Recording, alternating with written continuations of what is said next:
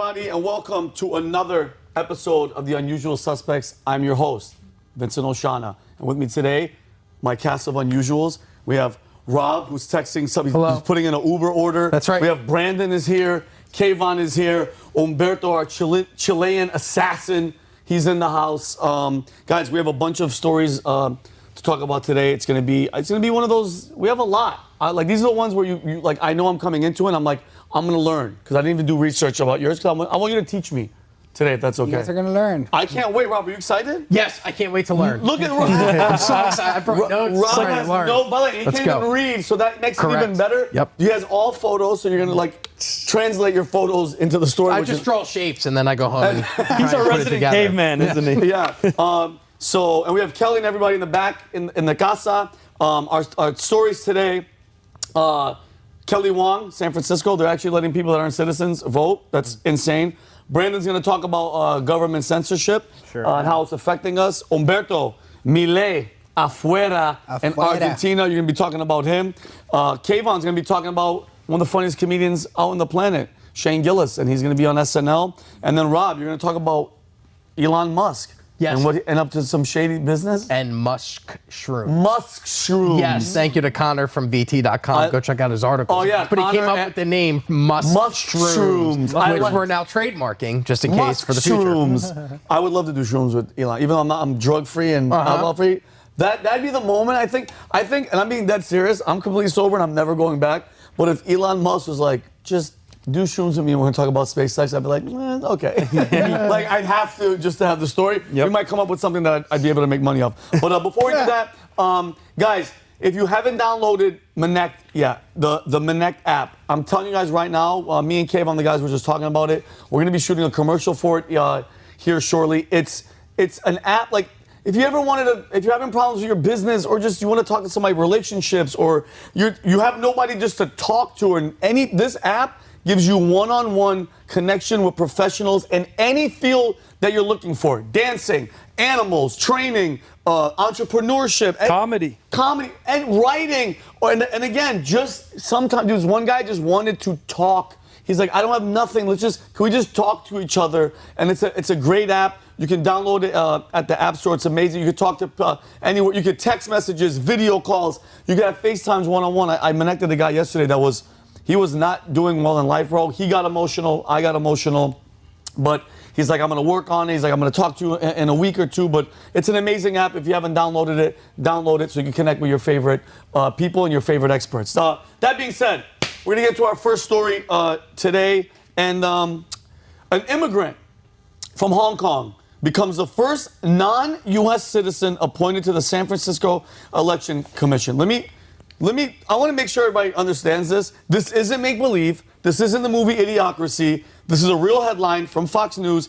Kelly Wong, okay, a Chinese citizen, a woman who doesn't have the ability to legally vote in the United States, was sworn in San Francisco's Election Commission on Wednesday. And I'm going to say this again. She is not an American citizen, okay? She moved here in 2019. Do the math, Umberto. How long has she been here?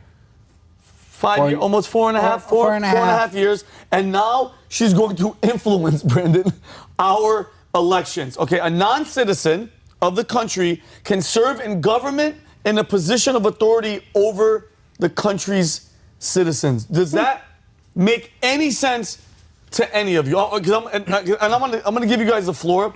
We have a clip of Kelly Wong that our Kelly, who is a citizen, right, Kelly?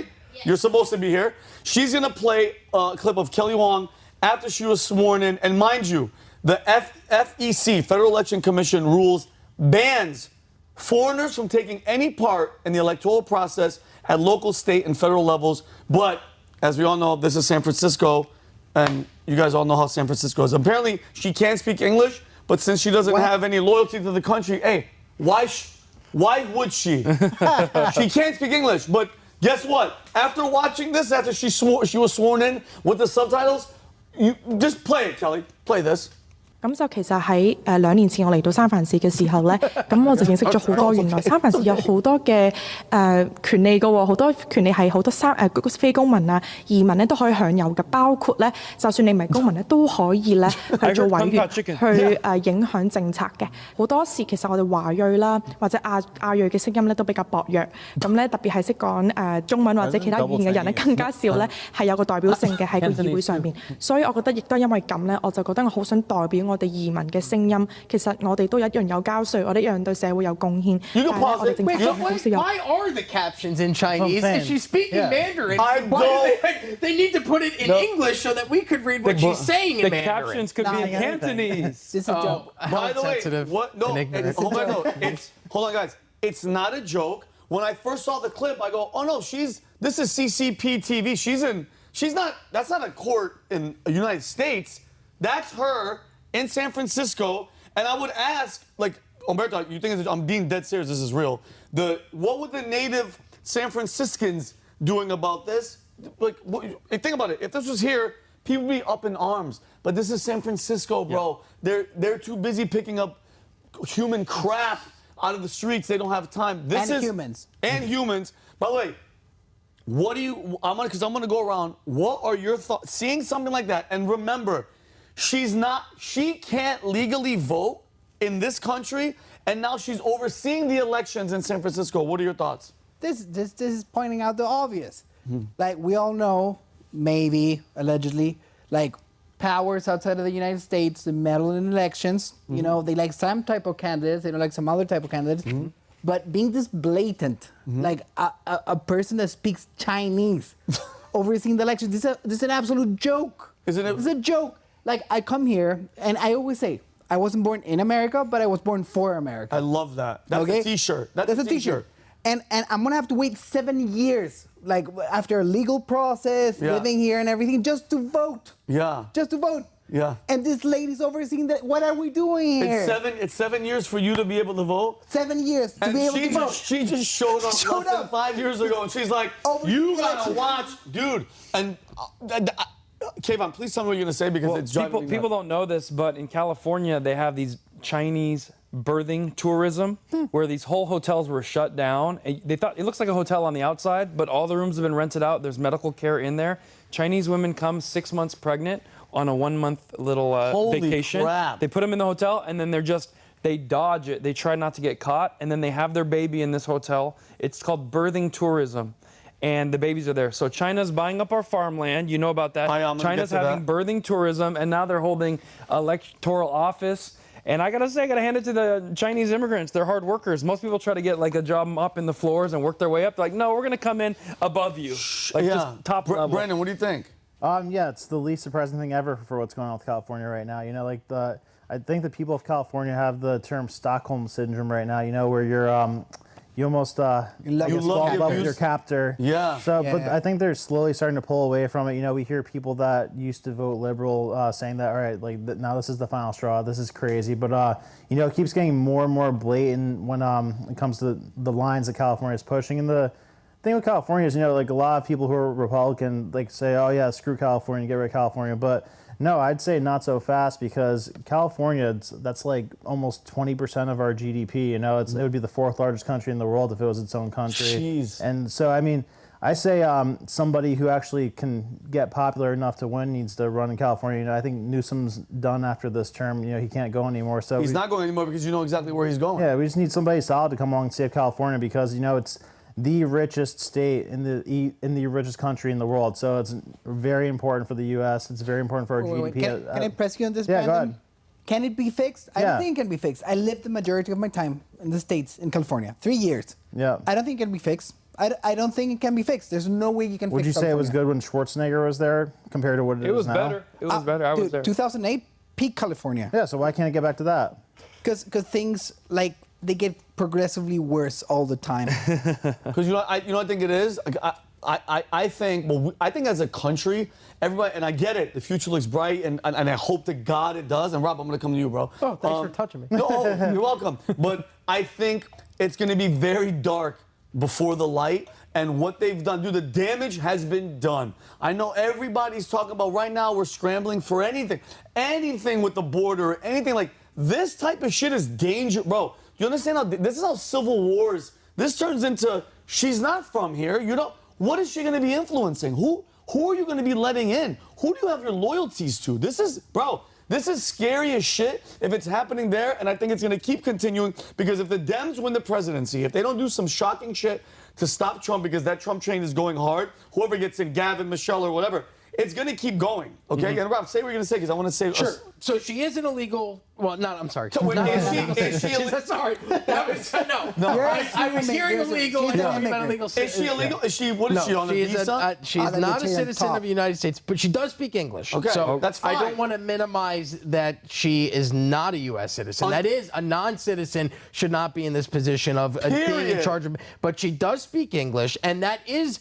that video that we showed, I found a photo of her being sworn in from February 14th. I sent it to Kelly, and she's pulling it up here. This is from the New York Post. Kelly Wong, an immigration rights activist who came to the U.S. in 2019 from Hong Kong for graduate studies, was unanimously appointed by San Francisco's Board of Supervisors to the city's election commission on February 14th. So that was the speech. Her speaking in Mandarin was her in the United States, but she also does speak English. And guess what? And hold on. She can speak 9 languages. I don't give a damn. I know. You're not supposed to be here. But I think we do need to provide facts. When we go, well, I don't even know if she speaks English. Play this clip. We also have to go, okay, no, she is fluent in English. However, she is a non-citizen. But by the way, that video, why is she speaking China? That's a great question. That's going back to China. I'm like, hey, bitch, we won. We're in. Okay, so what really bothers me about this, and this goes to what you're saying, Humberto, is that these California voters approved a measure in 2020 to eliminate the citizenship requirement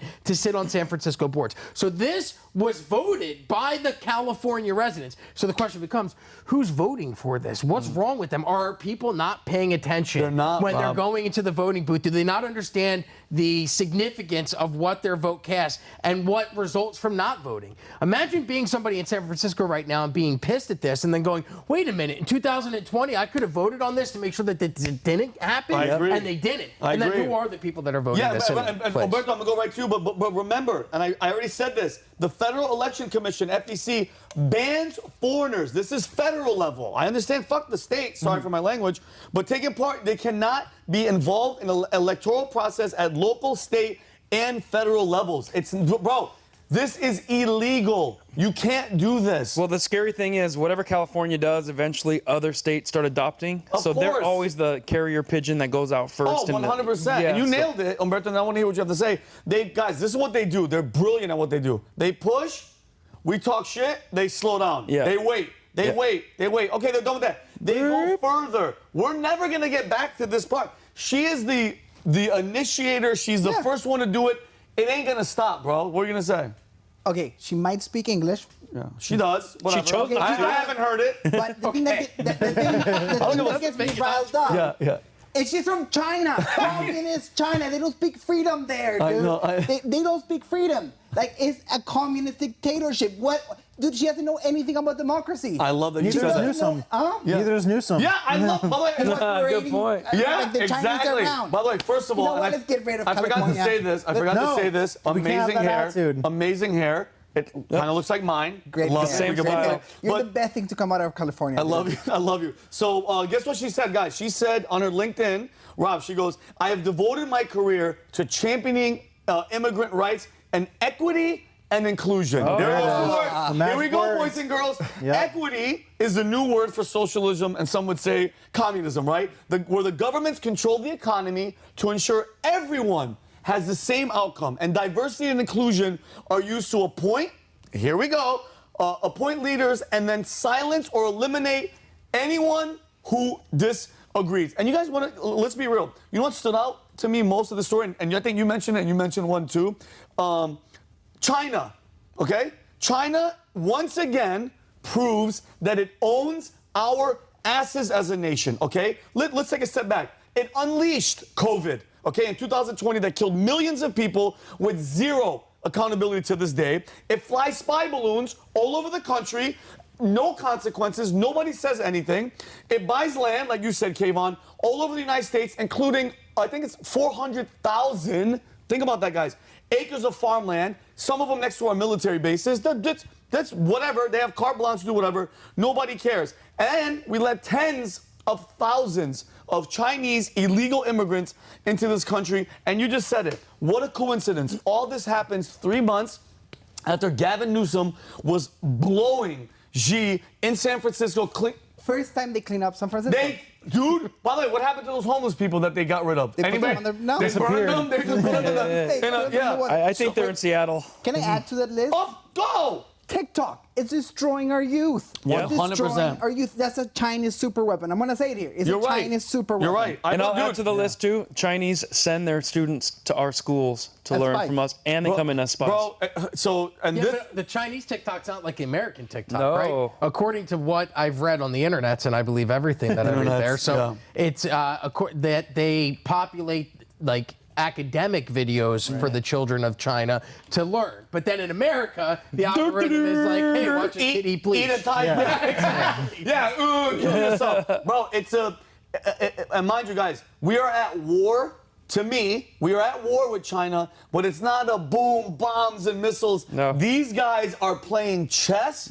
We're playing checkers. Oh, Xi. Vinny, sorry. No, go ahead. I gotta say, so I think it's a little bit of like a misread. I think that the people we're at war with is the globalists, because like China, China's really insignificant in the big picture. I don't see China as a threat. I see the globalists as the biggest threat, and the globalists are the ones that are attacking California. They're the ones that are corrupting these politicians and having them do things that look like they're being compromised by China. Because what better way to weaken America than to go after the two biggest states that are the biggest power hubs? They're attacking California through like legislation and politics. They're attacking Texas through immigration. Very good point. They're letting them. They're using. I'm pretty sure China's like, we're all in with you. Yeah, we'll do whatever you guys want. Because I do believe that. But Brett, finish your thought. So it was the globalists that actually did what they did to China. So they use China as a testing ground to do what they're trying to do to America. So they create like a technocratic state in China. They're trying to do that to America. So technocracy, globalism sort of sit the same as each other. And so China was actually the victim of the globalists, and now they're trying to use China as like the scapegoat for what they're doing to us. What a brilliant, what a great point, and what a brilliant tactic. Yeah. If that's true, what a brilliant tactic. And and that's why I think Trump was and still is such a threat to the globalists, to China, because well, if you think about it, he held China accountable, and I knew something was going to happen when he started going, you know what, I'm going to make them pay. They're going to pay their fair share, bro. They got, and then when he said, hey, I'm going to drain the swamp, they got together with China, and they said, what hey, happened? But yeah, exactly. And by the way, and when he did. All the trade, all the stuff, COVID happened, which this is me. This is what Vincent Oshana believes, okay? That I believe that those people and China got together. They had similar interests. And like, listen, we got to get this freaking guy out, because guess what? He's going to win another 4 years. And that's why I think all of a sudden, election year, this crazy thing came out, crippled the world. The NIH and the WHO now have all these powers. They're trying to work on this COVID treaty, which, dude, I think they're all doing it on purpose. There's another thing that people don't remember is that the Chinese and Taiwan was protesting China. Hong Kong and Taiwan had these major protests. They were out in the streets, Trump, pro-Trump. And that virus came right on time to stop the protests, to stop Trump. Even and in if France. you're a communist country, you have promised to take care of people from the cradle to the grave. What's the best thing you can do to help your budget? Is release something that gets rid of the weak people that are not contributing to your GDP. And if there's a virus that won't kill the healthy people but will the overweight people, the elderly, then that's perfect, isn't it? So that's when you said chess and we're playing Connect Four, or hopscotch with ladders. Biden. And what a great help when those people, the elderly people, you're like, you know what? Put them in the nursing homes. Put homeless people. Get everybody in there and kill everybody. And listen, I'm not going to say the word because Big Brother's always watching us. There's excess deaths happening right now. I've seen some clots in some people's white clots that look like calamari, and nobody's talking about it because nobody can talk about it. But guess what? Do your research, okay? Look, I'm not making this shit up, because if you think about it, since we're talking about China, just really fast, who's their bitch boy? The WHO. What's his name? Tedros Ghebreyesus, whatever his name is. Known communist. Known communist. I love that you said that. He issued a dire warning. Guys, not like a, hey guys, a heads up. You know what dire means? When the World Health Organization head, communist, who's in China's back pocket, says it's inevitable that disease X, okay, he said the history teaches us the next pandemic is a matter of when, not if, okay? Disease X stating that it could be 20 times, guys, you guys were worried about COVID, oh, my throat hurts and Nana's sick. Yeah. 20 times deadlier than COVID, okay? And let's not, his ties, the Tedros guy, ties to China. He's definitely controlled by the CCP, that's my opinion. While he was Ethiopia's foreign minister from 2012 to 16, he oversaw the borrowing of over $13 billion from China, which has led him to becoming Ethiopia's largest trading partner with China. China campaigned for him to become the chief of WHO in 2017. His background, like you said, the Marxist Tigrayan People's Liberation Front and Biden administration pushing to give WHO the ability to declare pandemic authority without the consent of members states is extremely suspect, if you ask me. He isn't a real doctor. Who the hell? Who is this guy? All right? Bureaucrat. Bureaucrat. He's a Fauci guy. He is. And the Gates Foundation is the single largest contributor to the WHO budget, second to the U.S. And I'm going to have Kelly play this clip. Let's not forget how many times Kermit the Gates, I call him Kermit, Mr. Sweater, I don't know who gave this guy authority to go from computers to vaccines. I don't get it. And I know it's not this one, Kelly, it's the other one. I'm sure vaccines are controlled by computers, so. Yeah, so guys, this is Bill Gates, Kermit the Gates, warning us about the next pandemic. Go ahead. So we, we'll have to prepare for the next one. That, I'd say is will get attention this time. Dude, if that's not a scary warning. Look how they smile after that. Dude, Kelly, can you play that one more time? That was guys, great. You did a great impression of him. But anybody with a sweater vest? Watch how they smirk at the can end. Play it one more time, my love. So we, look at his wife. we'll have to prepare for the next one. That, I'd say is will get attention this time. What? Look at that! Holy shit! And Kelly, there's one more, guys. This one's Kelly. How long is the next one? How long is this next video? It's like a minute. Play it, guys. Look at this. Look at how he smiles about the next pandemic. Yeah. Ready? Look at this. Yeah. Look at this. Yeah. So in the next 5 to 10 years, for the next pandemic, What? we'll solve all those problems. You say the next pandemic, there will be another pandemic. Absolutely. We don't know when. The risk per year, 2%, 3%. Yeah, he is. His Look, hand, play with his the ring. next pandemic, and there will be one. There will absolutely be an outbreak Of course they will. of another pandemic. We definitely will have to face other surprises, black swans, as they are called, maybe different kinds of viruses. But also there will be a surprise outbreak. Most of the work we're going to do to be ready for pandemic 2, I call this pandemic 1. It's Will planned. be Is that Stephen Colbert? certainly Yeah, smiling. Oh, yeah. Ear to ear. because the black swans, Black Swan the effect. They're letting you endless know. surprises which Crisis. will come Get to the chopper. in our way. Yeah, Kelly, you can shut up. Okay, so basically what I'm saying is, this all goes back to Kelly Wong. I don't trust anybody that's not a citizen. The results, the aftermath of something like this, the trickle-down effect, it's not good. What are we talking about? San Francisco, what the hell is wrong with you? Like, I'm telling you right now, and I'm going to be the guy to be like, I told you guys so. I told you so. Because it's going to make effect. Who's she answering to? Who are you? What's her background? Nobody knows shit about this girl. You know what's interesting to me is when Trump was saying, this will one day go away, this one day it'll just poof, it'll be gone. And the left was like, no, it won't. Stop, it's not just going to go away. They were so mad at him for saying that. Remember But Nancy now Pelosi? they're saying there's going to be another pandemic. It's coming. We don't know when, but there will be another one. And everyone's just kind of, okay, Bro, that's fine. The amount of people that have just, as we sit here right now, as you guys are watching this at home or in your car, wherever you are right now, there's thousands and thousands of people coming into your country every single day, and we have no idea who the hell they are. They're literally walking in, they're giving them cards, they're giving them phones, they're giving them money. By the way, besides the child trafficking, which I saw something with Dr. Phil, there are so many kids that are going missing, and I just hope all the people that are out there that are, Trump, he said that there's drugs and there's rapists and there's, you guys need to start talking and opening your damn mouths, because it's by the way, the damage has been done. Whoever's going to come in that's going to do something bad to the country, it's too late. But guess what? We can't stop it if you guys wake up and say some shit. But anyway, Brandon, next story. Well done. Yes. The government censorship, which I'm shocked they're trying to do it with us probably with this episode too. What do you know? What are you going to talk to us about? Let us know. Yeah, so this idea started with the interview that Tucker Carlson did with this guy named Mike Benz the other day, and extremely interesting interview. I'd recommend anybody watches it. So it was an hour long, and yeah, it was mind blowing everything he said. But the basic premise of it ties into what was called the Smith-Mundt Act of 1948, which so the reason this act came about is because after World War II, there was a worldwide rule where they're like, all right, we're not going to take over countries by brute force anymore. We're going to do it through media and through propaganda and through like proxy wars by like arming rebels and whatnot. So the CIA had a lot of fun doing that.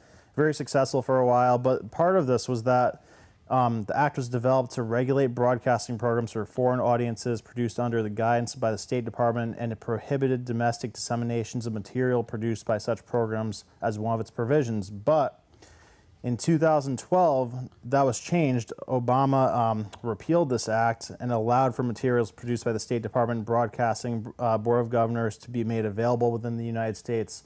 So translation, that meant that before he repealed this, we could use propaganda on like the international world, but not domestically. But now we can use the propaganda against the domestic audience. And the reason for this is because the government was really intertwined with the media companies before this, but like social media kind of took it by surprise. And then in like 2013 timeline, they started having like social media accounts that had more influence than, you know, the mainstream media. So some crazy things that this guy said is that the NBC, ABC, and CBS were all created by Office of War Information Veterans, like right after World War II. So all these like establishment media companies are created by people that were involved with the government, had like direct backdoor relationships with the government. You know, the CIA has documents saying that they had a relationship with the New York Times, Washington Post. Rupert Murdoch received grants from an NGO called the National Endowment for Democracy. And Benz said, quote, the COVID and the 2020 election were the most censored events in human history based on like data that he collected. So yeah. And then he wanted to talk about Elon Musk, which is he said that he's not under a lot of pressure from the government, but he's in a unique position where the government's actually dependent on him for their green energy push, their military development, things with like telecom and SpaceX. So they are trying to delicately do like a death by 1,000 paper cuts thing. Like, so they went from subsidizing everything he did, giving him all these grants. Now he's got all these investigations against him. So they're trying to like whittle away at his influence.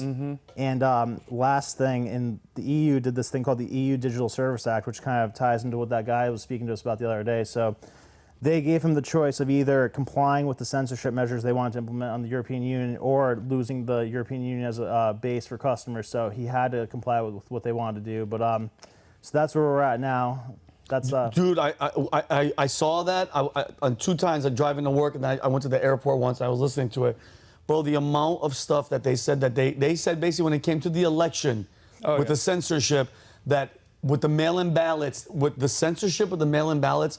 They said that 3 months before the election, they already knew that. 7 months, he said. 7 months, I apologize, that they knew, Umberto, Biden was going to win no matter what, because they weren't letting any of the stories of the mail-in ballots because of COVID. Right. Weird timing. Because of COVID, everybody stay home. Joe Biden stayed in the basement. Dude, that guy didn't campaign at all. He just stayed in there and it was like, bad man, orange man, vote for the old nice guy, and look what we all got because of the censorship from these assholes. He couldn't get 10 people to a high school gym. They put big circles. The reason there's only 10 people is because they're very concerned about distancing. Yeah. And then at his biggest rally, they put a brand new Jeeps and 2 people per Jeep honking the horn. Yeah, to it make was really weird because I was like, odd. every single vehicle is a Jeep. Yeah. Every single, and once you see that, you're like, I can't unsee it. How come every Jeep is there? Like, that was weird. But for me, what Brandon says makes sense because back in the 50s, 60s, 70s, the mainstream media was TV and newspaper. You're telling me they were heavily involved. Now we find out that with Twitter, The FBI had a couple offices 80, back there. 80, I think they had 51 or 81 agents working offices at Twitter. At Twitter, and that's how they censor you. And I just found this out, and I don't know if you guys know this. Do you know how many people are in charge of disinformation and election integrity at Facebook? How many employees has Facebook hired to just watch that? How many do you think it is? 10,000? What do you think? 300. It's 40,000 employees Facebook has hired to go through and make sure that you're not sharing things that they don't find favorable. And they've only hired 67,000 employees total. So 40,000 out of 67,000 are stopping you from whatever they want. Yeah. Guess what? Mark Zuckerberg leans left. Yes. He donated to Biden. When I feel like I'm being shadow banned and people are like, no, you're not. They don't care about you. I'm like, they have 40,000 employees looking for people like me. Yes. When I hear that, when I hear people go, nah, don't worry about it. It's on your head. No. It's a fact. I've seen it firsthand. I see numbers, I see charts where this goes like this, and then it just goes. Yeah, and I get it's not a. By the way, I don't have the victimhood mentality. I'm not one of these negative. But it is what it is, and we have to basically circumvent and watch certain words that you say. So, but Brandon, here's my thing. Do you think that censorship and that control, how much do you think it's going to play a part in this upcoming election? Well, basically, there's never been a time in modern history where we've had technology where the government wasn't heavily shaping what was allowed to pass through the media. So like they were, from the origin of the major news companies, they were heavily involved in that, like newspapers, like mainstream media, TV, radio, all involved in that, and they got involved in social media platforms right away. So yeah, I think they'll be involved. They've always been involved, and they even said that I think it was either the CIA or Homeland Security developed like this machine learning AI where it's called NLP, where it like groups and categorizes people into like certain subsets based on the things they say. So people that like speak a certain way on social media will be like classified as like like extreme Trump like people, like somewhat Trump people, like far left, whatever. If you say things like church or family, then you're an extremist. Oh yeah, they said church. I saw one of those lists where it was church. Fishing. If you said fishing, no, that's serious. If you said like putting a worm on a hook, it's like, oh, white supremacists apparently love fishing, and they're monitoring you. And like, dude, and it's crazy when you say that. This is like on some Nazi Germany shit where they have you in these categories, and if we start getting too loud, they go, all right, go to this group. This is their address. This is who they are. Go to their homes and get them. Why are they keeping us on? Why are you tracking people like that, bro? I think this is actually the opposite. I think this time that we had from like 2004 till like 2011 was the opposite. Was a time that we had actual freedom, but the law of the land, the norm is that the rich and powerful, the ones that are in charge, they dictate the agenda. They slipped a little bit. They let us talk for a little bit, and we're back to normal. Like the normal thing is for the rich and powerful to do whatever they want, of course, and everyone that complains, it is what it is. Like I'm on my 4th Twitter account. Fourth? Yeah, 4th. My first one's gone. I have a new. The one that I'm on right now is a new one because the other one goes, you cannot post. You've been completely banned for the rest of your life. Banned for life. Like if that's because I said something about the vaccine, and they're like, nope. I'm thinking about scrapping my Facebook. I have 234,000, and my videos are only seen by 800 people at a time. And once it gets to 60 likes, it stops. Oh, weird. And to start over, it's just devastating to have to start over again on Facebook. You don't even really want to be on there in the first place. But so I'll talk to you about whether I should or not. What are you starting over? Like the internet is dead. We all know we live in a dead internet space. The internet is dead? Yeah, the internet is dead. What do you mean the internet's dead? You never heard that theory? Dead internet theory? No. Okay, most of the internet is just bots. Yeah. So whatever you post, they will like react, but it's not actual people. Yeah. Well, like 80% of people are a simulation anyway. See, getting so weak. See what we're saying? Simulation. Doesn't he seem like a simulation? I love it. My point is, hilarious. Technology giveth and technology taketh away. Oh, that's what it is. Yep. So that's why musicians now they have to actually go do concerts like they. Because people want to see your ass up there. Yeah, because like recorded media is no longer valuable, so now they have to work like most of us. Yeah. And we don't have freedom of speech anymore. What do you think, Rob? Well, it was interesting that propaganda now legal domestically? Yeah, since 2012. Okay, which is interesting because yesterday this article came out. Court gives approval for Odyssey to emerge from bankruptcy process. Odyssey is one of the biggest radio companies in the United States. I believe second in radio stations. They have 200 radio stations throughout the entire United States. The first biggest is iHeartMedia. But Odyssey was formerly CBS Radio. It went through troubled times. I worked in radio from when it was good, 2007, where radio was still a medium. People still consumed it. We looked at podcasting and went, that'll never. And here I am 20 years later going, I'll be here. So I watched an industry die. It's very interesting to watch an industry die and then someone go, you know what?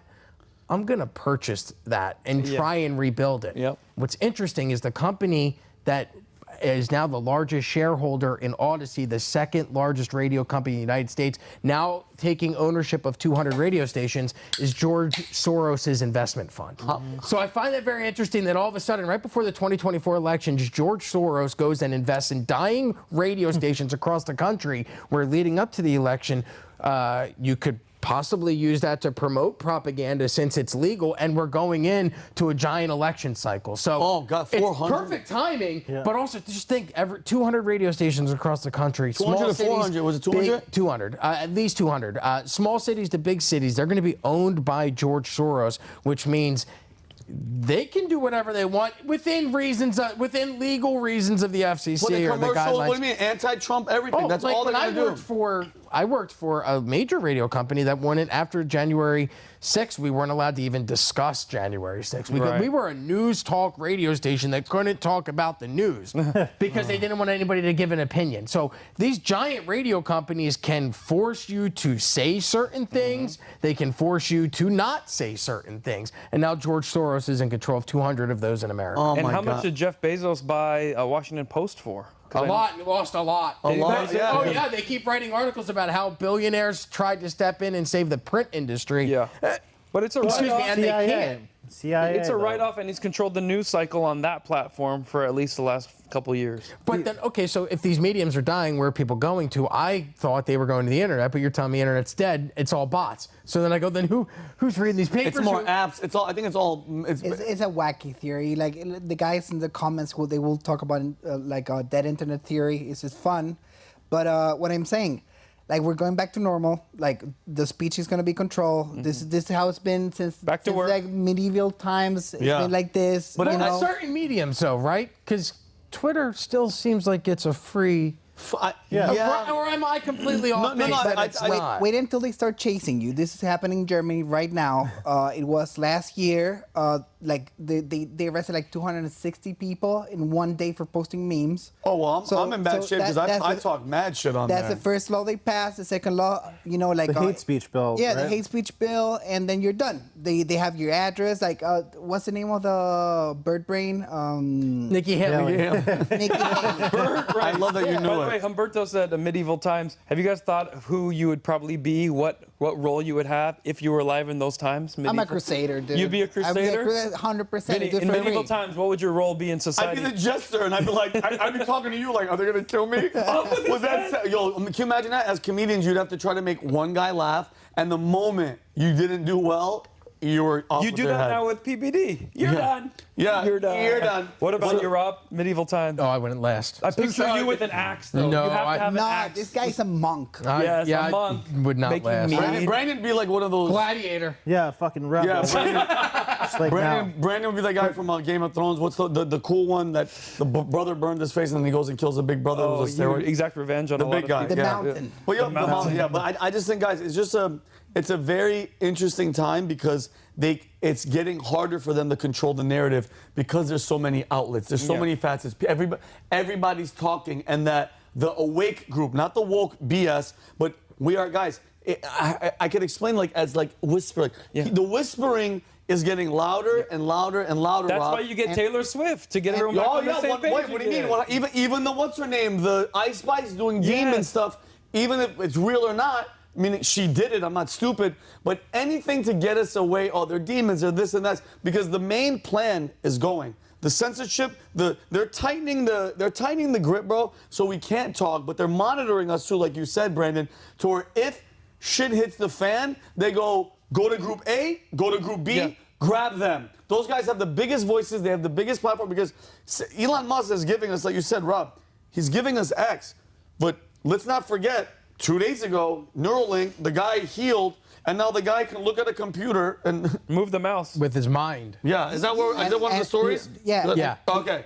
Real quick, and before we close, Yeah. like, because I like to bring problems into the table and solutions, and this is up to you that are watching this right now. Yeah. Like, the only way to beat the algorithm is by humans. Yes. It's by human interaction. You're watching this right now. You Talk like to what them. we're saying, subscribe, share with a friend, talk to someone about this show. Because like that's the only way to beat the algorithm. I love is to it. do human things. Do human. I love that you said that, bro. The Human essence- interaction. The essence of all this is that the government's always been terrified of us being able to communicate and like push ideas out. They've always been deeply involved in shaping that, and it terrifies them to lose control of that. I think so. You're 100%. I agree. We've been seeing it with, I mean, very, very hard in the past 10 years. But it's like, don't talk, bro. You know when it hit me the hardest? When during COVID, they wouldn't let the guy that started mRNA vaccines, they were like, you shut your mouth and we don't want to hear anything out of your mouth. And, that's the moment that I went, wait. He's the man. Right. He started, a guy that, Enzo Ferrari, if you wanted to find out about Ferraris, you talk to that guy. You can't be like, you shut up. And if he puts any videos out there, you take him down. I think it's ridiculous. But all right, we're going to move on to the next story. Brandon, thank you very much. Now you got me scared than normal. Humberto, Milei and his law deregulation. What the heck's that about? This is great. Okay? I love it.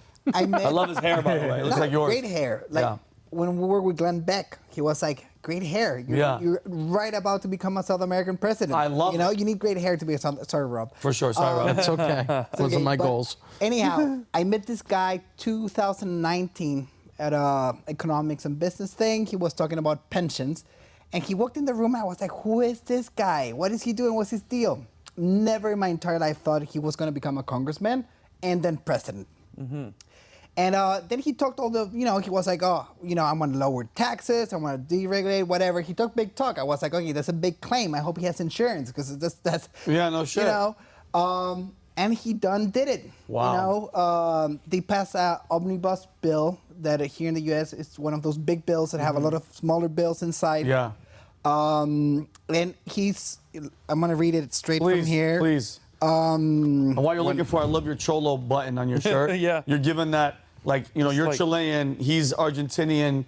You're giving shout-outs to Mexico with your, I like it. I must say that Chileans and Argentinians were natural enemies, like cats and dogs. Really? Yeah, sharks and fish. Damn. But I have to give the guy credit. I respect you. Even though Chileans are incredibly superior, we're the best guys in South America. We're the best. We're the There best. goes our They're the 9 second best. Argentinian fans. Yeah, I know. Like they had a shithole country for 30 years. We had a great country until like a few years ago. Well, anyhow, it's 664 articles.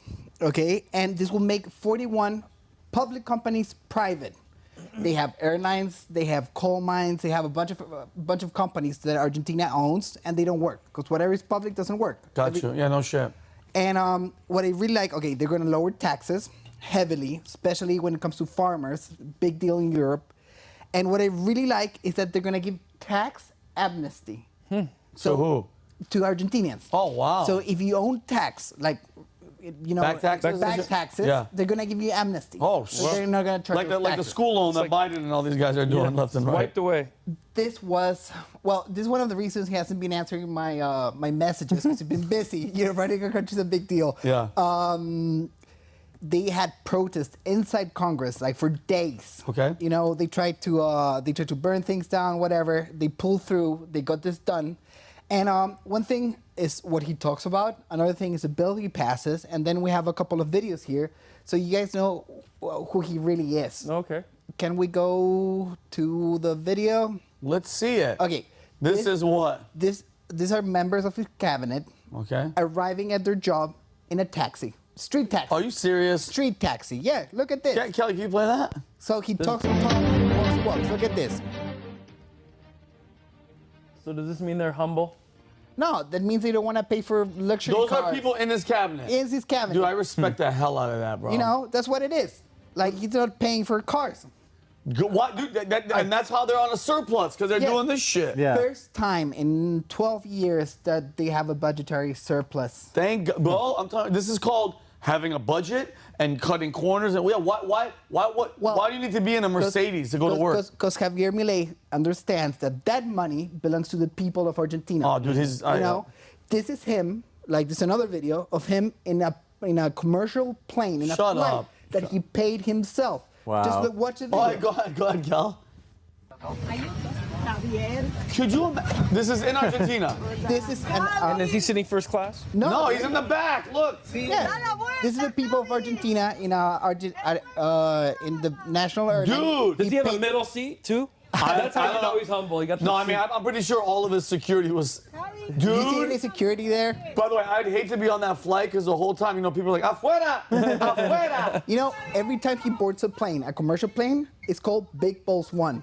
Sure to God. Because that's what it is. That's so Big funny. balls. Big Balls 1, I don't know. I like that. Giga Chat 1. Like, But bro, look at that's this. a real guy. Because he talks the talk, walks the walk, passes the bill, and flies on his own dime. But do you don't think that's a little dangerous right there? If somebody has like some tweezers in their bag, they're going after that guy. When you're doing the right thing, People love you. You must have no fear. Yeah, no, when you're I on the agree. right side of things, you must have no fear. I And love this guy that. is fearless. I love that. And that's what you do. That's a real attractive trait for a leader. This is good policy. This is how it works. You know. I respect them. I was gonna get a little bit to Bukele. Okay. You know, he got reelected 2 weeks ago. And Bukele, can you let the people know who Bukele is? Bukele is the president of El Salvador. Okay. El Salvador was under the rule of the cartels for like years on end. And he managed to clean it up. Now, the funny thing is that we will think that these two South American leaders, I think El Salvador is in Central America. Anyhow. I think so too. They will get along, but they actually don't. And here's a learning experience for America. Like, I describe myself mostly libertarian, mostly. Okay. But to do the things that Nayib Bukele is doing, the libertarians' ideas that are saving Argentina, won't work for El Salvador. Why? Javier Milei, during his UN address, he aligned himself with the people, you know, England and everything, that they want all these criminals back out on the streets because he's a libertarian. Of course. Like we know the Libertarian Party here, like you have a lot of flavors of libertarians. Oh, defund the police. So yeah, this is the right, two spectrums of the right, libertarians, someone that is more along the lines of a nationalist, working and giving solutions. So pick your flavor and, you know, make the right decisions. So can I ask you a question? Roberto, this is totally random though, but what, like, I'm pretty sure with any leader, they have opposition, they have people that want to kill him. But I mean, dude, that's pretty, to be out in the public like that, and I understand you have to be fearless, but I mean, there has to be a sense of safety to where, like, he's out there and he's very touchable. You know what I mean? Like, he's very touchable. I mean, but the people love him, but I think he needs to be a little bit more careful with just being out in the open like that. That's pretty wild. Okay. This is a funny question. Like, well, for example, Jair Bolsonaro from Brazil, he got stabbed on the campaign trail. Oh yeah, I saw that. Yeah, he did get stabbed, and you know, he went to jail a few times, and he had you know, how do you call it when you repercussions? You know, the after effects are still there. The after effects still there. You know, loss of breath and whatever. But he was out there in the street with the people, and he got stabbed, and then he got elected president. So like. It's like 50 Cent. You got to get shot or stabbed in South America just to have some street fortune favors the bold. And the funny thing is that the left, like martyrdom, is a big thing of the left. Like, for example, the George Floyd incident. Okay? Most of the time they need a martyr. Like Chile went through a terrible period with, you know, the communists in power. And they've been using the martyrdom of like all the people that were allegedly killed during the, you know, the Chilean cleansing of communists. And they use them to this day. So like a dead guy that is doing good things from the right, dead is not good for the left. So they won't actually kill them because it's bad, you know, it's bad press. So you're kind of safe, you know? Yeah, but then look what they do to Trump, right? They're not killing him, but But what do? They try and ruin your reputation, bankrupt you, take away everything you've ever built in your entire life. Because they can't kill you. Take away the things that your children have built as well, fine them to the tune of millions of dollars as well. So it's like, okay, well, we're the old way of blowing your head off as you're driving down Dealey Plaza in Dallas. That didn't work. We saw what happened when we did it, because look, it's 50 years later, and there's many Americans that still think he was the greatest president, and that was the death of the United States, was the day Kennedy died. They can't do that anymore. So what do? They ruin your reputation. They lock you up. They look at the New York victim bill. They create the bill, a window for anybody to go back and sue or hold accountable over 20 years, and look at the people that got wrapped up in it. A few guys that were music moguls and Trump. And Trump. And Trump. Yeah, so weird. it's like Music moguls must have been like, what the heck? This is well, it was Diddy, and it was happening because the bill, that law was about to expire. But they're and like, everybody filed the lawsuit. We got to start filing these lawsuits. But so then, okay, they can't kill you physically. They can't kill your reputation because it only empowers you. So what do? They then create laws where they'll try and lock you up or debank you and ruin any chance of you being able to run for president because you're bankrupt. Yeah, it's crazy. Andrew Tate said it a while ago, where he's like, first, and he's a prime example. He's like, first they tried to discredit you in the public eye, then they go after your money, and the third thing is to kill you. And I tell people, I had this conversation the other day. I think it was with Adam on the podcast, and he's like, with killers and Putin, and I go, let me explain something to you, Adam. If it was a different time with no technology, with no Zapruders, because everybody has their own little baby Zapruder, they would have taken Trump out years ago. The moment he said, you know what, president, and they thought he had a chance, you're done. You're donezo. So it's pretty wild that you're saying that, because they're like, the only other option to do is destroy him through the courts, legal/illegal, and you're seeing it in real time. I'm just frustrated because there's not enough Americans. We're upset because we kind of see on the same, now we're not all the same, but ideologically and on the political spectrum, but the rest of America, like these diehard liberal brainwashed sheep that are still, they're like, no, the hell with them. But take all his money. They say the same thing about you. They say the same thing about us. I think but the problem is, I don't think it's us. I don't think it's them. I think it's the way that the algorithm, I really believe that they're like, the media obviously is the worst. They are the biggest dividers. They're the enemy of the people, yes, period. They have the saying in news is, if it bleeds, it leads. That used to be the nightly news. The worst story possible you kick off with, then you don't even get to it. You tease. Oh my God, there was a tragic accident. A bus fell off a cliff. Find out how many died after this Burger King commercial. Yeah, what? So that used to be how they prop it like that. That is how they've divided. Divide and conquer. Yeah. And it always has been. But I really believe that there's more people that think more rationally like we do. And there are people from the left that we disagree on maybe some things here or there, but it's not, fuck you, we can't agree on anything. I think more people are rational and common and in the middle, but the outsides are what makes the loudest noise, so people pay attention to that. And it's the extremes on both sides. Both sides have them. 100%. Left and right. I agree. But that's what they report on. And it's not the people that are in the middle that go, you know what, Pat said this today on the interview with Tiffany Justice, right? He and Chris Cuomo will get on the phone, and they'll argue for 2 hours. And then they'll go, how's the kids? How's everything like? Yeah. That is how I think most people are, that we can look past our differences and kind of go, okay, yeah, we disagree on some of these things, but for the greater good, let's work together. But we don't highlight that. We just highlight the extremes. But what you're saying is very true. And the middle is a very weird concept, like politically. Like, to be in the middle. If you talk about political theory, being in the middle is very, very hard, being in the middle. And why do you say that? Tribal. It's tribal. Most of the ideas from the middle, like, they're very complex, high up ideas. Like, most of the people, they will lean right or they will lean left somehow. And I think the only way out of this is, Pat talked about it yesterday, to like have heroes. Like Milei also talked about it in Davos. He called business people heroes because they're doing big social work by giving people work. And we had the New York City Trump trial. Yeah, the $350. Yeah, the $350 million. The million. Like the truth will come out, like who are heroes and who are not. Like, it's how how the market reacts to this. Are they going to stay in New York, or are they going to be like, hey, fuck you, I'm leaving? Yeah. I don't know. Yep. And that's up to everyone. My problem with the middle theory is the far right is living in some cabin armed up and you don't hear from them, and the far left that can't even say what a man and woman is in the Supreme Court or in the White House. That's a very good point. So that's why to me it's kind of unbalanced because they have unweighted power. Well, the thing with the left, though, is that the left is their Bible's rules for radicals, and the globalists just figured like, oh, this is a better vehicle for us to accomplish our agenda because it's easier for us to like hijack them and get them to the place we want them to be. Like at a time during like the Red Scare, that's when the globalists were using the Republicans as their vehicle, but now like the Democrats are the same thing. So exactly, it's I think it's 10% on both sides that are the psychotic people, but those psychotic people are the loudest, and they're able to like use them to like represent the majority of people. I think there's also the thing is that people in the middle get too much credit. There's also psychotic people in the middle. For the first time ever last week, one of Adam's friends, I met a Democrat. First time in my entire life. Like a legitimate Democrat. Like a legitimate Democrat. First time in Florida, I met a Democrat. Wow.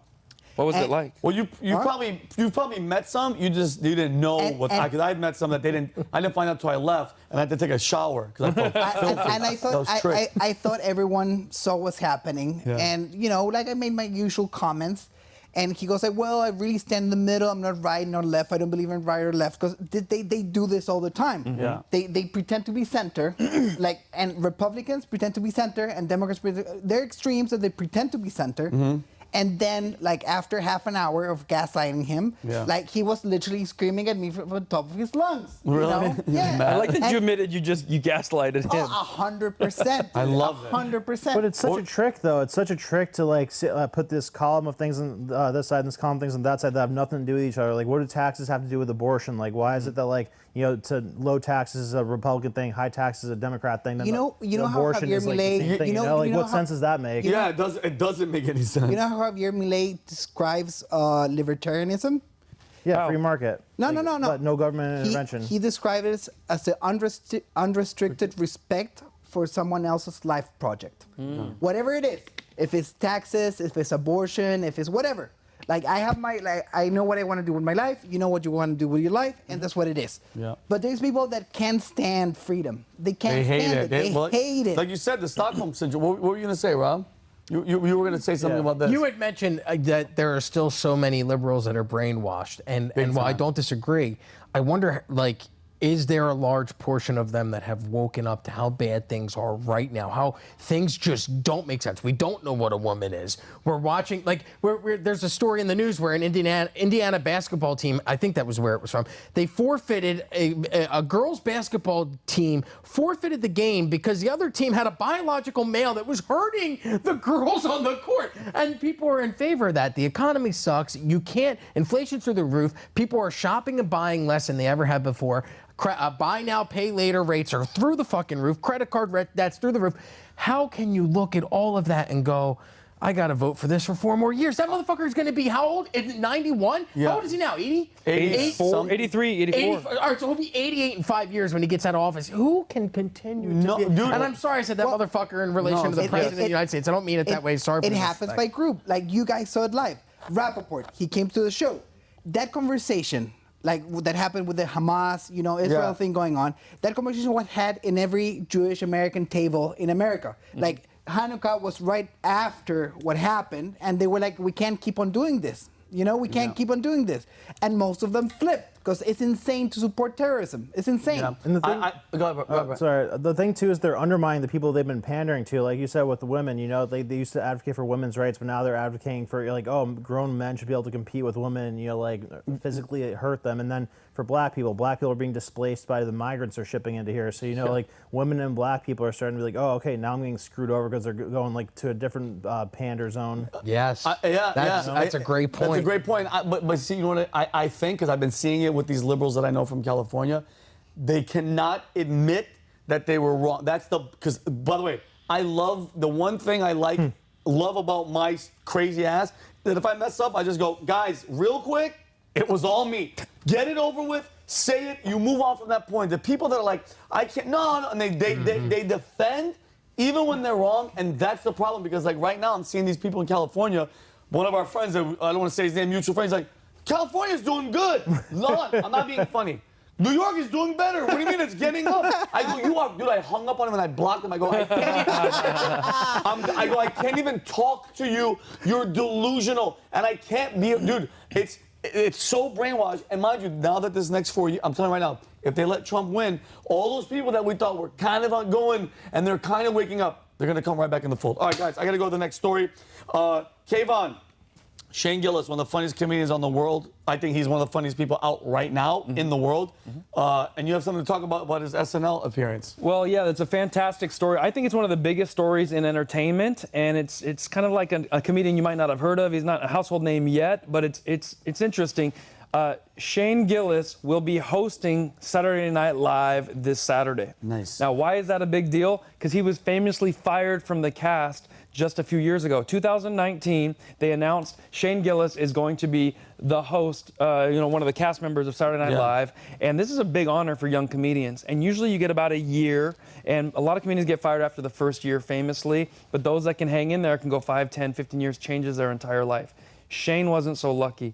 They fired him before his first show because a bunch of activists got on there and go, who is this kind of pasty, chubby, white, straight male? Why the hell is he getting on NBC? They were already doing a diversity push at that time, if you remember. I remember I've been in those auditions. So they scoured, and Vinny and we have comedians here who have sent in tapes and so forth, and they were looking for this diversity angle. So people scoured all his material. Who is this Shane Gillis? How did he beat out the minorities here? And he must have been really good to even get that opportunity. Look at his Trump impersonation. Trump impersonations are on point. Turns out they went through all his podcasts, which they're going to do to us from this show just today. We're all fired in the future. They found a few jokes 10 years prior. He made a joke about in New York. He goes, Chinatown is disgusting. They can have that. I went there. I think it was a dog hanging in the window. Yeah, then he did the accent. You eat this dog, whatever he did. And they said, oh, that's racist. It can't happen. Then he did a gay joke here and there. When you do a podcast, it's a long form discussion. So you're going to say, you give a comedian enough microphone, they're going to say something horrible into it. So instead of getting his dream job, he experienced a nightmare.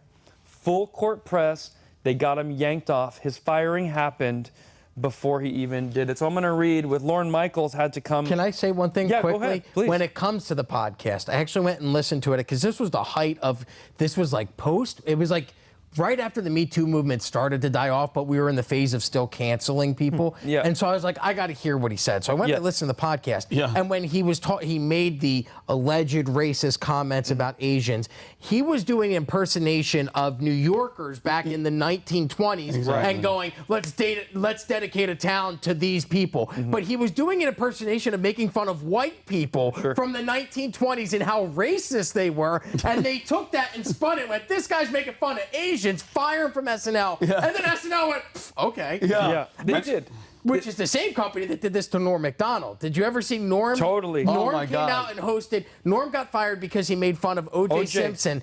And Don Ohlmeyer, who was one of the heads of NBC at the time, came and said, if you don't stop, he was friends with O.J., said, if you don't stop making jokes about O.J. Simpson, you're going to be fired. And then Norm went on, and his infamous one, it was right after the ruling, O.J. Simpson was found not guilty, and he opens and he goes, I guess murder is legal in California. They fired him from the show, and then a year and a half later, he goes back to the show and hosts. So he comes back like 16 months after getting fired, and he opens that show with going, listen, I got fired because they said I wasn't funny. So what that means is either I'm not funny, or in the 16 months that I've been gone, this show has gotten so unfunny that now I'm funny, and they brought me back, and the fucking cast hated it. You can hear them booing in the background of that clip. We're going to get into exactly what you just said, because first I want to read this apology.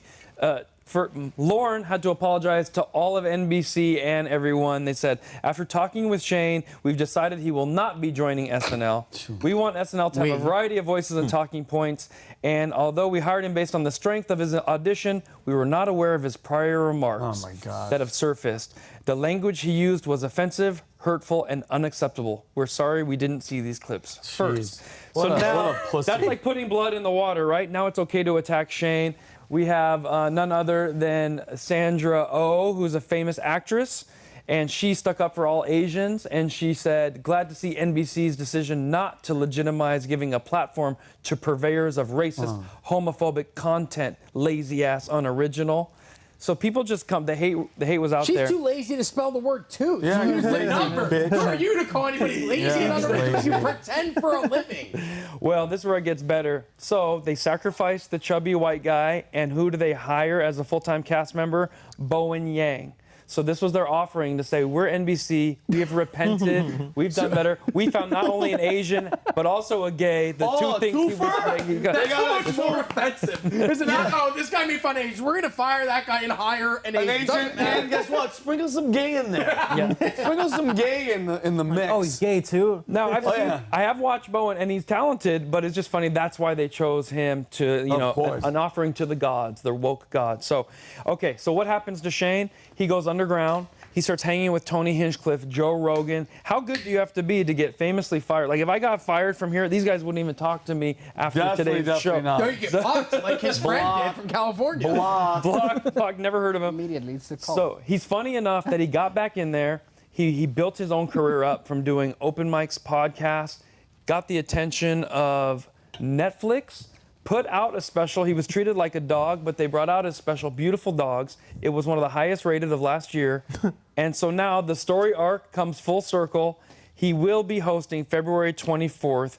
The question that still remains is, how will the cast feel working with a racist 4 or 5 years ago, and now is he cleansed of all of it? Yeah, it's crazy how it changes, right? A lazy, unoriginal racist who had one of the largest Netflix specials out to date in 2023, and is going on tour and is doing like not even theaters now, arenas. And there's a woman, Sandra Oh, the girl that was from like Scrubs or one of those medical shows. Grey's Anatomy. Grey's Anatomy. She pretends for a living. This guy actually it's so hard to do what you guys do. What you do. Yes, but like to actually sit down and go, these thoughts that I have are entertaining to me and they're funny, and I'm going to get on stage and tell them to people, and it takes years of honing that craft, going to open mics, doing showcases, driving 8 hours to make $50 just to audition to get in with a the owner's ass, begging for time. Oh, and my then you get that moment to go be on what is, I would think at that point, still was every comic's dream would be to be on SNL. Just get on there. Big time. And so you've worked your ass off, and then it gets pulled away from you, and then people celebrate it. Yes, they're so happy, and that's why I call Saturday Night Live Sorry Not Laughing, because that's what the SNL stands for.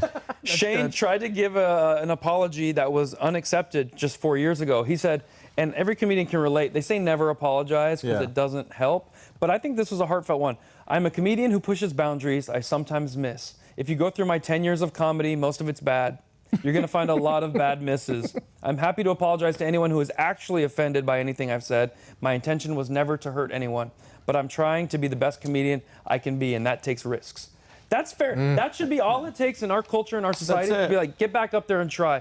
But I love that Shane is like the Cubs of comedy, where you root for the Cubs because they're just the guys who need a win the most. Question, So you guys as comedians who are like a little bit older, I've heard the saying that. Jesus Christ, Brandon!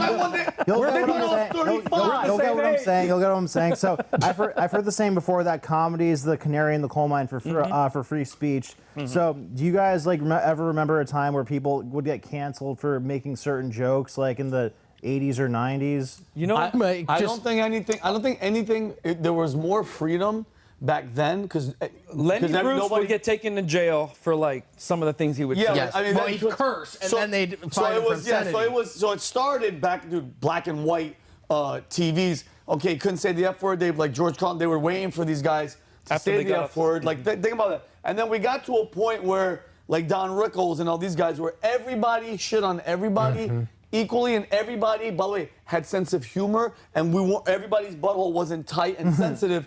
We could talk about it, but then the woke, and then once we started protecting people's feelings, the content and both comedians started becoming softer and weaker, and then all these like, oh, I'm big on TikTok, I'm a comedian now.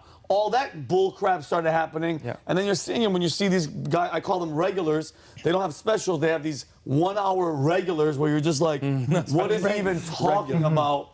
It's killed. I think that type of stuff killed comedy. I'm not a comedian, therefore I'm not a little bit older, but I'm a student of comedy. Not only they didn't cancel them, they push legislation forward. Yep. We have George Carlin that appeared in front of Congress. I saw that. For his joke, the fame was the 5 words you shouldn't say on 5 television. words. I don't want to say I'm going to get in trouble. Yeah. Okay, 7 so deadly they were not only being canceled, being arrested, they were pushing forward freedom of speech. Yeah. In ancient Rome, and this was wrongly attributed to Caesar, Julius Caesar, he said a phrase called vis comica, or the power of humor.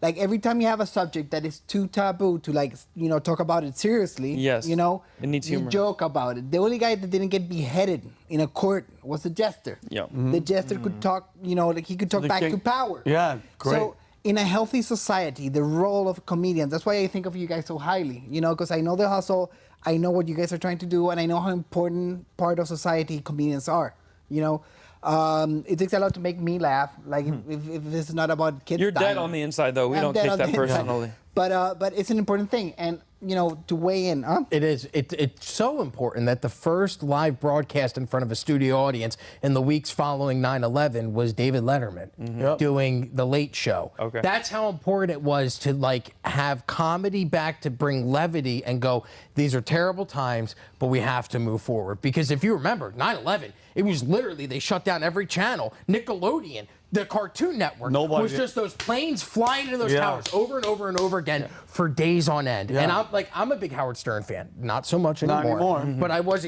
I grew up listening to Howard. It's why I went into radio. Huge. The government did the same thing to Howard. They started imposing FCC fines, and he wasn't going on and saying the 7 dirty words. Right. It was, well, you're talking about sex too much. You talked about poop too much. Yeah. And they were creating fines where then it became where they would fine, instead of just a radio company, they started fining the individual broadcasters, which is why he left terrestrial radio and went to Sirius XM, was because instead of, if we say something here, they're not going to fine you, Humberto.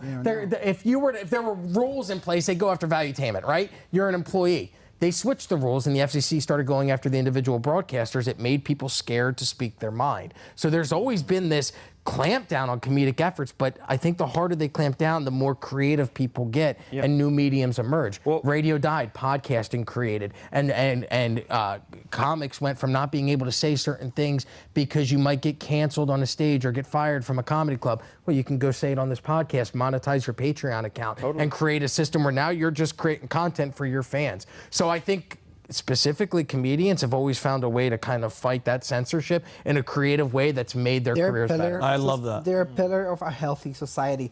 You can judge a society on how much you can joke around. Yeah. Go to China. Come on, tell it. North Korea. Iran. My family's from Iran. I cannot do a joke in the Middle East. Dude, I did a show in Jeddah, Saudi Arabia. I was in Jeddah. Bro, let me explain something to you. You guys all know me. You guys all know my set. I'm out there. I talk about my life, military, sex. I don't care. As I'm about to go on stage and do 45 minutes to an hour, the guy goes, hey, you have to talk to the owner really fast. He just wants it to go over. And I'm not proud. I can't make this up. He goes, hey, Vincent, you can't talk about the government, religion, women, sex. And I'm seriously, as he's saying that, I just went, well, that goes that. So I just, dude, it was a shock. To get a Q&A. I just went up there and I was like, man, is it hot out there? I did shows in Dubai, and we had to send in our jokes to the Standards and Practice Committee before we got there. And I'm like, how do I write the joke in a way that they... And the guy, emailed me back, it doesn't look funny, but you can say these things. It's okay. But I do think, going off what you guys said, I forgot who it was, bro. Somebody gave me a compliment once. He was like, bro, comedians are the modern day philosophers. You could take something serious, make everybody look at it, point at it, and show how ridiculous this stuff is. Like, we've shot all this stuff with DEI and all the funny stuff that the content that we're creating. I think you're flipping it on society and showing them, look how ridiculous and look how serious we're taking ourselves. You're not that serious. It's not that big. I mean, obviously, life is going to give us those moments where we're like, dude, you have to deal with death and disaster. And like you said with 9/11, they were showing the planes hitting on, and then they stopped it everywhere. You were getting mad. You turn on Nickelodeon, like, where the hell are the planes? Yeah. Don't take that away. Like, it's such a weird thing. But I think we are more prevalent. Like, we're more in need right now of trying to be funny. So when they do cancel a guy like Shane Gillis, it is a warm. I love the fact that it's like never giving up. Because when that was happening, everybody thought, he is finished. He'll never do comedy again. But can we admit this? Can we admit, because most of us are moderate to the right, can we admit that we shouldn't live in a society where we arrest comedians for saying 7 dirty words and put them in jail? Can we admit that? Of course. Yeah. But the left can't admit today that we don't cancel comedians for doing a Chinese joke 10 years ago or for saying the R word or the N word or the A, B, C, D, E, F, LGBT word. So they are what they hated the most from just 30, 40 years ago. They've become that, and now we're the opposition force. And, you know, we're being warned, but as I read that you were going to do this, you know, my 2 cents, this is the first time and the last time I'm going to do a little bit of Trump bashing. Go ahead. You know, I'm allowed. That's fine. You're not an absolutist, which is good. How dare you? Wrap it up. And I will never forgive him from this. He forgave Bud Light. Okay. That was the most relevant cultural win the right had in decades. Not years, decades. And he forgave them. He forgave them. I forgive. But they're not doing that again. Listen. I forgive Shane Gillis because he now has to deal with Bud Light. Bud Light, yeah. He has to deal with them. He drinks 90 of them in one sitting. And keeps going back to SNL and whatever. Dude, as an individual, go get the bags. Go get the bags. Yeah. You know, do the best. If it was your dream as a kid to be on SNL, if you want to get some of that Bud Light money, go do it. But if you're leading a movement, the America First movement, stay on track. Stay on track. Like, because that's why they always win. They never forgive, they never forget. Well, let me just say this. I kind of like that. This will be the first time I tune into SNL because I want to watch him and I want to see the chemistry between the cast that was so happy to throw him under the bus. He's back, baby. Yeah, you ready for this? I'm not going to watch it, but I'll watch the clips on YouTube. I'll clip it for you. Yeah, I clip it for you. Yeah, all right. You like that, Humberto? I did that. Okay. Okay. So, all right, guys, last story. And it's the wild one. It's Rob with the Muskrooms. Elon Musk, and he's tripping. Whoa. Look at Kelly with her graphic, love bro. that. I feel like I'm freaking high right So now. somebody used AI to create a rap song in Snoop Dogg's voice of Tom Ellsworth, the Biz Doc, and they put together a music video, and that is Tom Ellsworth, Are you the still Biz a white Doc, beard? flying on a bald eagle. Nice. Perfect. Looks like a I hard love how what's they're the spending the story? new budget for the show. Elon Musk is a very interesting character. There's a bunch of stuff that came out in the past week. Every day there's news stories, multiple news stories about Elon Musk, but some ones that stand out from the past week. First up from NDTV, this is the 13th of February. Elon Musk reveals game plan to send 1 million people to Mars. Billionaire Elon Musk has unveiled his ambitious plans to establish a human settlement on Mars in the near future. He wants to create a local self-sustained ecological system on Mars that could survive without any support from Earth that could house 1 million people. That's pretty incredible since we're only here on Earth, and he not only wants to take people to another planet, but one that's super far away. Why not the moon? Is Moon harder to live on than Mars? We've been there, done that. But no one lives there yet. Moon is plain. Is there water on boring. Mars? Yeah, that's the one. Gotcha. That was a dumb question I had to ask. No, it's okay. You went to the Google. Look, I mean, but the non-Chinese owned Google. Brandon Aceto. Freedom Google.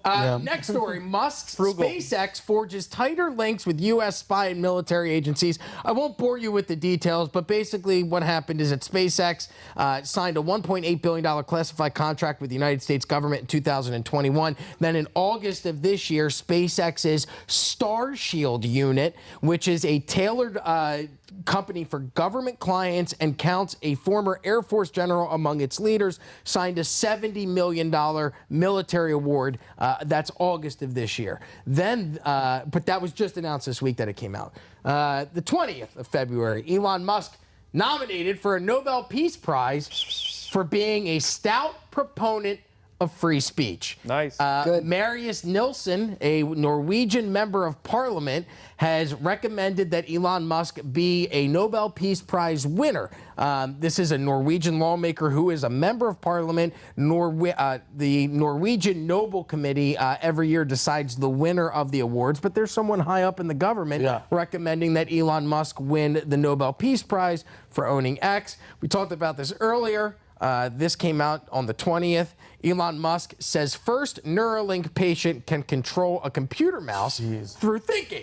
I saw it, by the way. It's crazy. Yeah, Musk said in a Spaces session on X, the patient seems to have made a full recovery with no ill effects that we are aware of and is able to control the mouse, move the mouse around the screen just by thinking. Are you ready for this? So this guy gets to think about a mouse and control the mouse. Can Elon Musk go into a computer and control what the hell that guy's doing? That's the scary part. We can talk about that later. But Rob, continue. Let me fold my leg.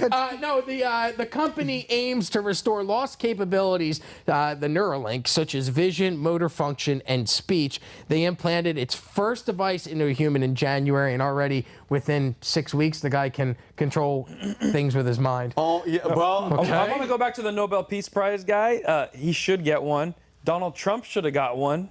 For North Korea, South Korea, and for the Arab, what is it, the Accords? The Abraham Accords. Abraham Accords. And Obama got one, and he should get his revoked because he dropped more bombs than anyone. The Nobel Peace Prize is a list of criminals. Yeah. They're all criminals. Everyone that gets a Peace Prize is a criminal. That's what it is. So is Elon Musk a criminal?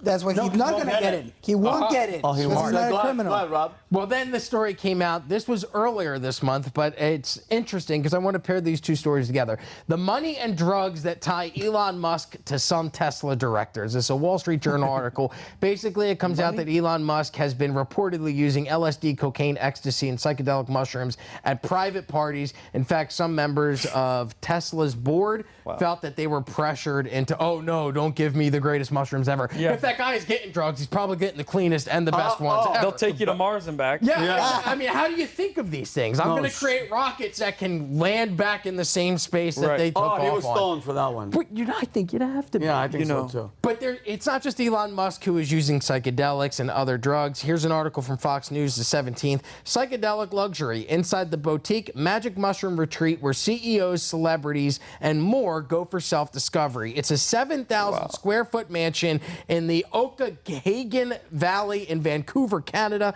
It's where massive, wealthy entrepreneurs, CEOs, celebrities, and athletes go for a luxury-guided psychedelic mushroom retreat with the goal of reaching their highest potential. But we're not talking about these people doing mushrooms under Frank Roller's mom's porch. No, Vince, I got literally something that I did in 1999. Yeah. Like, we're talking about CEOs and tech titans microdosing to be able to create new, interesting technology. So my question to you guys, do you have a problem with microdosing? Do you think that psychedelics and microdosing should be legalized? And are you at all concerned that a guy that's putting robots into people's brains and sending 1 million people off to space and live in Mars, I drive one of his cars, so that's kind of concerning. Do you have any care that the guy's on drugs? I have to say, I'm an 80s kid, and we used to have a commercial. This is your brain, it's an egg, and this is your brain on drugs, and it's fried. Any questions? We got to change it with one of our sketches. This is your brain, this is your brain on drugs. Rocket ships, Neuralinks, Playboy Mansion parties, Tesla's room. And we're like, Mom, I think I want to do drugs. Yeah. Vinny, we got to get one of those. One. Write that down. Guys, that's a good one. Came up with that. Good job. I have no problem with microdosing. I wouldn't do it myself because I know I'm crazy. That's why I don't do drugs. Oh, I know you because I'm way too crazy. Right, you are. It will take me to a dark place. He's armed right now. Yeah. So you've never done them? Huh? Oh, no, You've he's never done enough to kill all of us. Never, because I'm way too crazy. I will jump out of a building, dude. How do you know that doing them, though, maybe just in a controlled fashion, like what these CEOs what if you get are doing, smart? might be able to heal you? So that you're not crazy. I'm open to the possibility. But what I do have a problem with, Norwegians. They're the worst. They're the worst people on earth. Yeah. Okay? Ulrich, if you're watching this, if you're watching, all three Norwegians are watching this. You need to know this. All three Norwegians. They're the worst. Their money, because they try to be all high and mighty, Nobel Prizes and green energy and all this woke stuff, but their money's oil money. It's oil money. Nobody knows this, and all the riches come from oil money. There could be like Saudi Arabia, but woke and white. They have a lot of oil? The most oil. Yeah. The most oil. And they're giving out prizes for the betterment of the world. The Norwegians are the worst. Do you know how the Nobel Prize started? Do you know how it came to be, the Nobel Peace Prize? Oh. Yeah. The inventor, Nobel, invented dynamite, and he killed so many people that he didn't want his legacy to be known. Oh, so bullshit. Is that a real story? I think so. Classic Norwegian behavior. You're making my point. You're making my point. But think about it, the nuclear weapon's the most peace-creating weapon we've ever had. True. Holy crap. Yeah, but at what cost? Not Norwegian. Well, I love say what you're going to say. I was just gonna answer his question, but like, because he made me laugh. Think about it. Rob comes up with this story.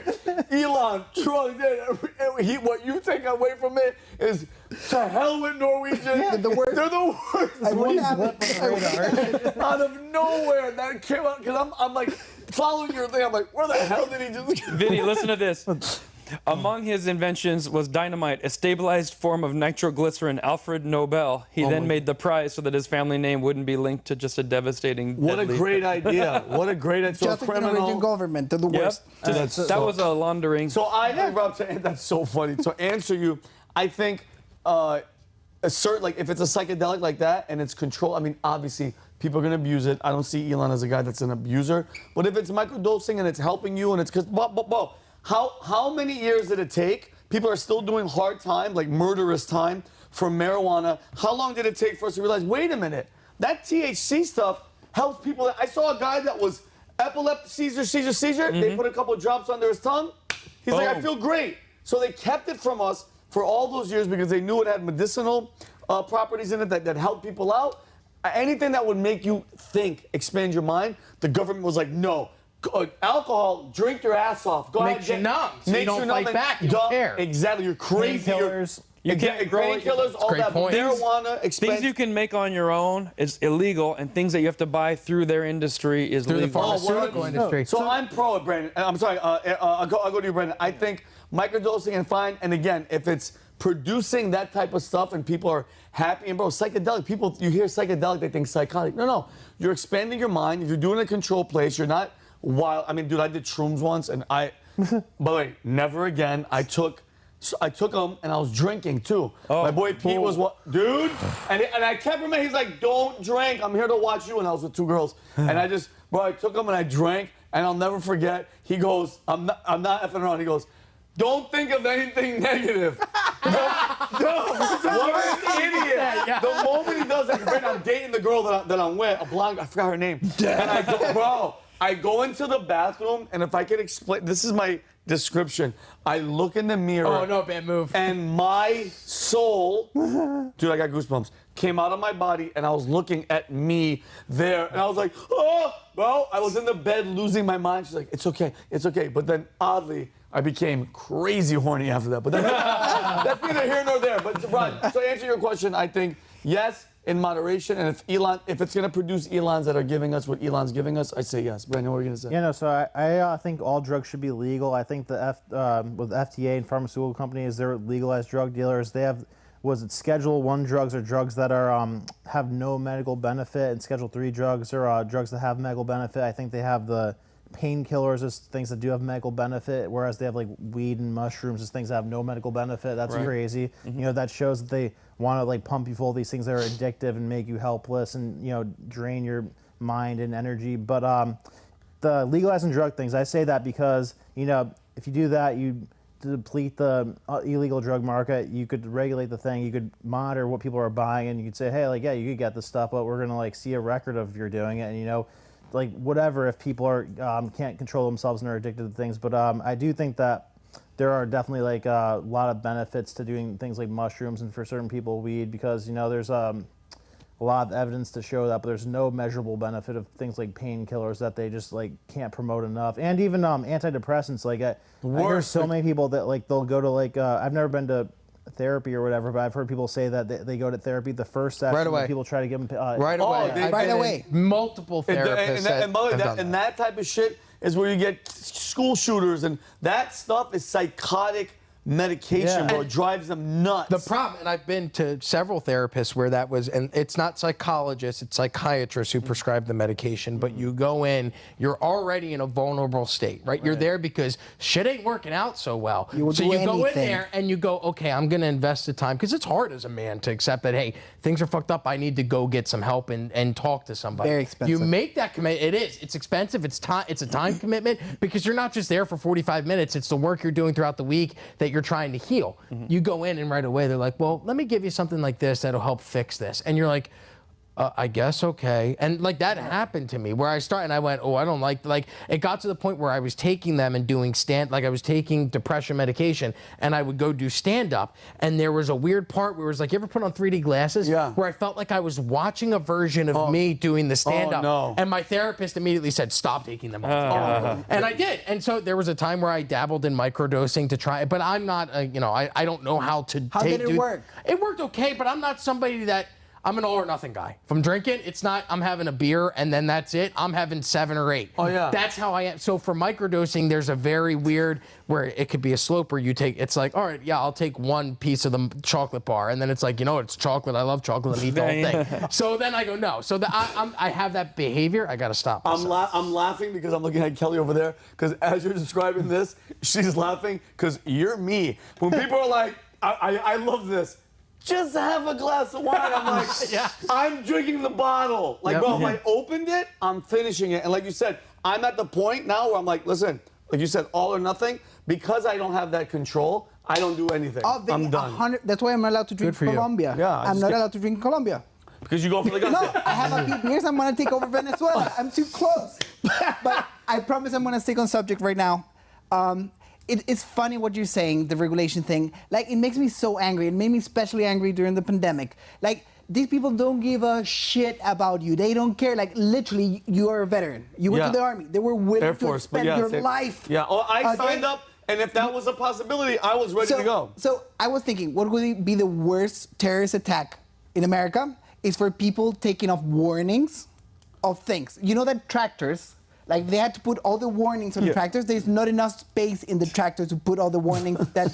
Don't go here. Don't go forward. Don't go back. Yeah. So, and the other thing, like, I judge people on how awesome they are. Like, if this guy is throwing rockets to Mars, whatever he's doing, let him do it. He's doing well. Just let him do it. Some people shouldn't do anything. Yeah. They shouldn't even vote. If you're not an awesome... Like, especially like Norwegians that are here. Don't get me started on Norwegian. No, I'm sorry. Don't get me started on Norwegian. I want to make sure. But, like, if you're American citizens, and then he's like, no. No. Yeah. But those people don't know enough to vote. Yeah. And this guy knows rocket science. Let him take the mushrooms. Yeah.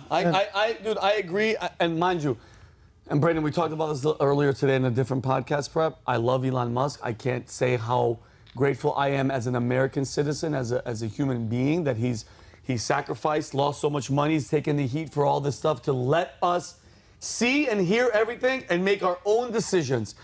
Mind you, sometimes they're really good with the AI is getting crazier, but I think you should be able to see everything and then make your own decision. I do think it's a little, the timing, and because remember, right around the time he was buying Twitter and doing that whole transition, that's when he was like, oh, by the way, Neuralink. So it might be it might be a wolf in sheep's clothing, but you know what? I'm good with it because he's giving us the free speech. I think that's such a listen. Put a chip in me. I don't want it. He's the best African American to ever live. Ever. And by the way, do you know what stimulated him to buy X in the first place?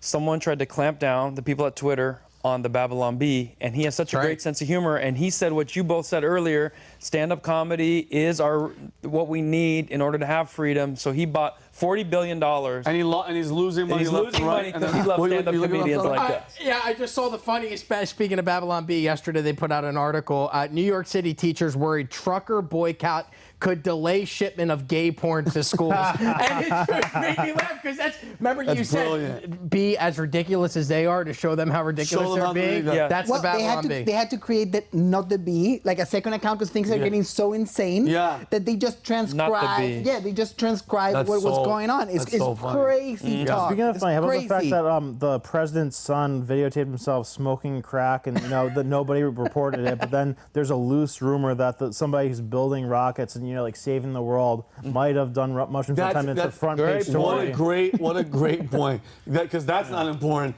That guy is crack hookers and like guns with a scratch-off serial number. Yeah, and potential underage good boy because he's in court now and his brother was just testifying for his Secret Service. Our tax dollars was paying the Secret Service to like retrieve a ditched gun with a scratched-off serial number from a dumpster. Unbelievable. And cocaine on the White House. She's a piece of trash. This is an exclusive. Brandon's handler. He told me he might buy Disney.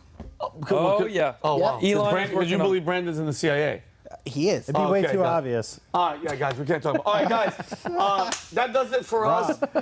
He's getting visibly mad. It'd be way too obvious if it was me. No, why are you putting him on blast? It's the CIA. Let him have fun being Nah, the he's CIA. getting almost human. Subscribe to his channel. Wait a minute. No, we all know each other. You're the new guy. Thank you. Huh? Yeah, who are you?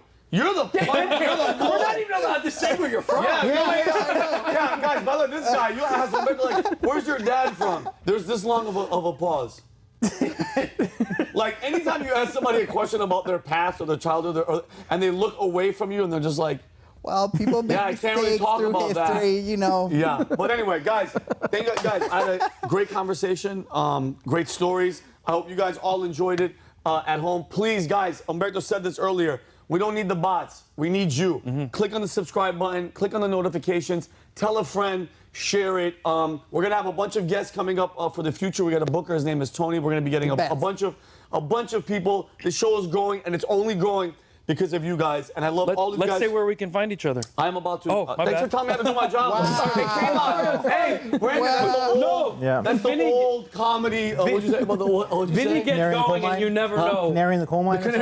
Mr. Driver. Yeah, so Rob, you're on Instagram? Yeah, Minnect. Find me on Minnect. I'm on there. Yeah, there. Guys, anything for Rob? No, Rob, you are on Minnect, right? Go to find Minnect, Rob on Minnect. Brandon, tell people where to find Brandon Aceto is the name of my channel, and we're taking down the deep state. Brandon Aceto, ACETO. Kayvon? KVON Comedy. I do the right show for Valutainment, and this was our first ever special guest. We had Vinny Oshana. Who is that guy? The old guy? Is he the old guy that Brandon was talking about? Oh, hilarious. I'm on Minnect. I'm creating a new category. It's called abuse. Towards Norwegians? Towards Norwegian. If you're Norwegian, just go on wait, Minnect. are you on Minnect yet? Yeah, I'm on Minnect. Okay, so if you guys want, listen, guys, anything about your YouTube, your channel, building it, graphics, he's amazing. Kelly's amazing with the best faith, religion, life. Dude, I'm telling you guys right now, this app is ridiculous. And obviously, Vincent Oshana, you guys find me anywhere. But guys, the fight is getting harder and stronger. This year's gonna be crazy. It's us against them, okay? So love each other, talk to each other. We have to unite. Don't let these pieces of trash make us separated with color, race, black, white. Don't think about anything. It's about us and them. Love each other, love God, and we'll see you guys next week. Peace and love.